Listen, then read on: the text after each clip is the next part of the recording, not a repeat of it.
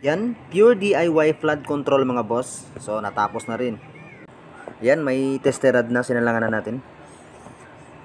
Tara, may testing natin mga boss. So, ito pala yung gagamitin ko mga boss, yung submersible pump na 1/2 at itong flute valve natin. So, yan. So, check natin mga boss kung gumagana yung ating switch o hindi. So, ayan, nilagyan natin ng tester rod.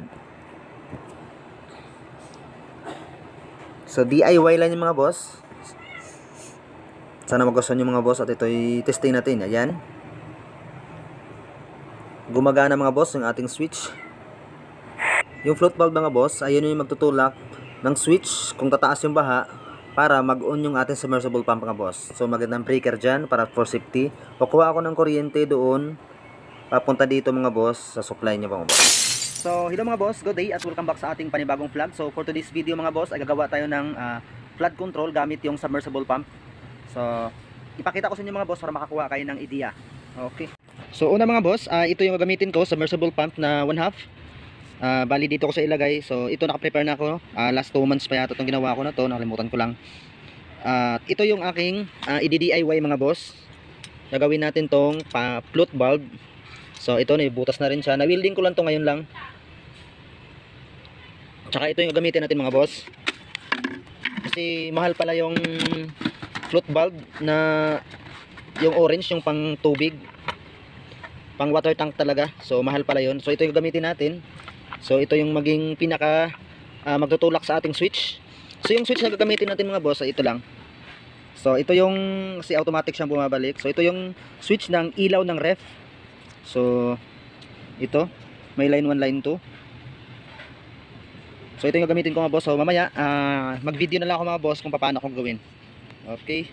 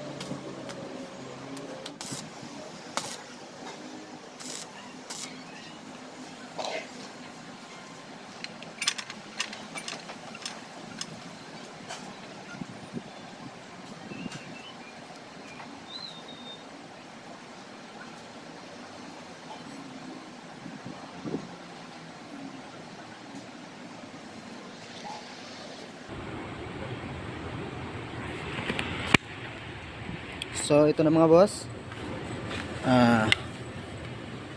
nagawa na natin yung switch. Ito yung switch natin.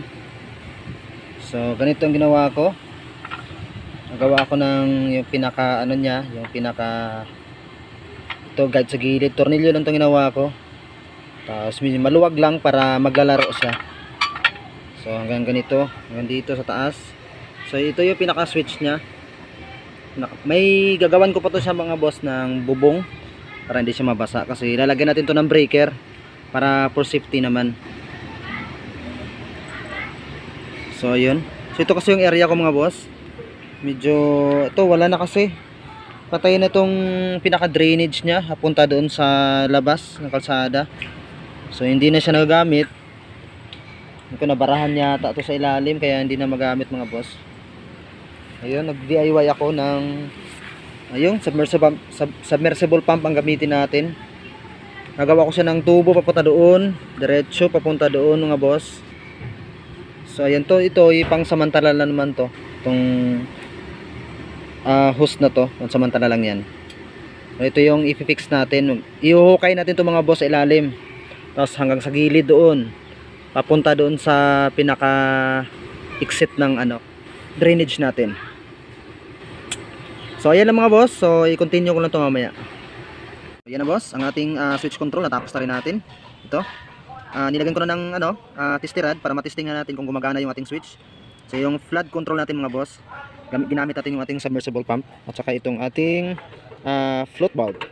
So ayan na, titestingin ko mga boss ang atin kung gagana ba yung ating switch. So makikita nyo dito sa tester mga boss. Ayan.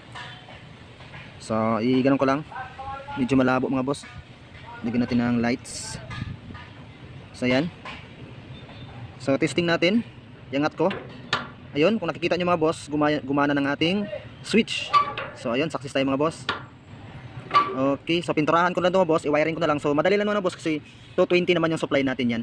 At lagyan ko pa siya dito ng breaker para for safety na mga boss. At kukuha ako ng supply doon.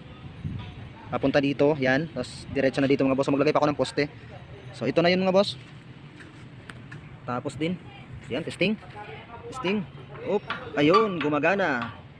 So napakalambot lang ito mga boss. Itinutulak lang itong ating parang hydraulic na din siya kung tawagin. Ayan. Kita nyo. Okay. So ito yung output natin. Ito naman yung input. Namaya gagawin ko mga boss. Ito. Pinalatan ko naman. So dito hanggang dito na mga boss. Maraming salamat.